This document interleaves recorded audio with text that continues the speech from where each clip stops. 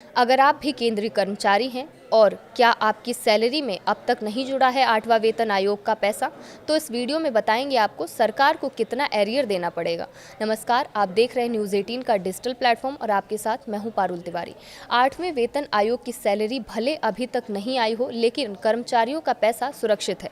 लागू होते ही सरकार को पिछली तारीख से पूरा एरियर चुकाना होगा। माना जा रहा था कि जनवरी 2026 आते ही लाखों केंद्रीय कर्मचारियों और पेंशनर्स को लगा कि अब सैलरी अपने आप बढ़ जाएगी। सोशल मीडिया और दफ्तरों में चर्चाएं तेज रहीं कि 7वें वेतन आयोग की अवधि खत्म होते ही नया वेतन लागू भी हो जाएगा, लेकिन महीनों बीत गए, न सैलरी बढ़ी और न पेंशन में बदलाव दिखा। अब सवाल उठ रहा है कि आखिर देरी क्यों हो रही है, पैसा कब मिलेगा और सरकार को कर्मचारियों का कितना एरियर देना पड़ सकता है। सवाल ये है कि 8वें वेतन आयोग को लेकर भ्रम क्यों फैला।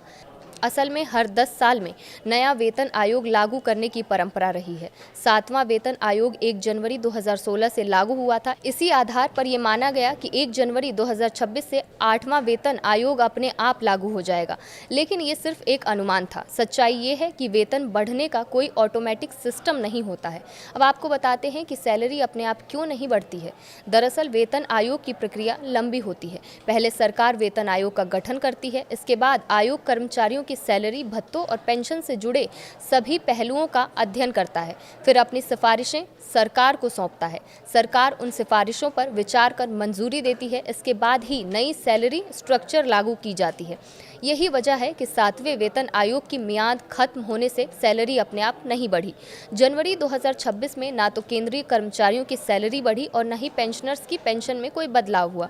सरकार की ओर से अब तक 8वें वेतन आयोग को लेकर कोई अंतिम नोटिफिकेशन जारी नहीं किया गया है। इसीलिए फिलहाल कर्मचारियों को पुरानी सैलरी और पेंशन ही मिल रही है। अब सवाल उठता है, अगर जनवरी से 8वां वेतन लागू नहीं हुआ तो कब 8वां वेतन आयोग कब लागू हो सकता है। रिपोर्ट्स और पिछले अनुभवों को देखें तो 8वें वेतन आयोग की सिफारिशें 2026 की दूसरी छमाही या फिर 2027 की शुरुआत तक लागू हो सकती है। हालांकि इसमें देरी होने की स्थिति में भी कर्मचारियों को नुकसान नहीं होगा, क्योंकि कट ऑफ डेट 1 जनवरी 2026 की ही मानी जाएगी।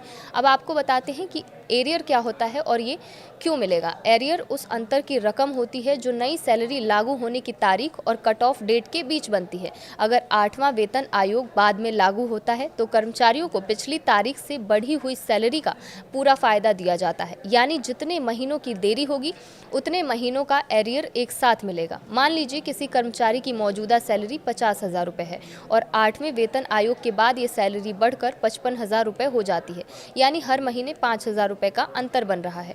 अगर आयोग मई 2027 में लागू होता है तो जनवरी 2026 से अप्रैल 2027 तक कुल 15 महीने का एरियर बनेगा। ऐसे में 5,000 रुपये प्रति माह के हिसाब से कुल एरियर 75,000 रुपये होगी। ये रकम कर्मचारियों को एक साथ दी जाएगी। सिर्फ कर्मचारी ही नहीं, पेंशनर्स को भी एरियर का लाभ मिलेगा।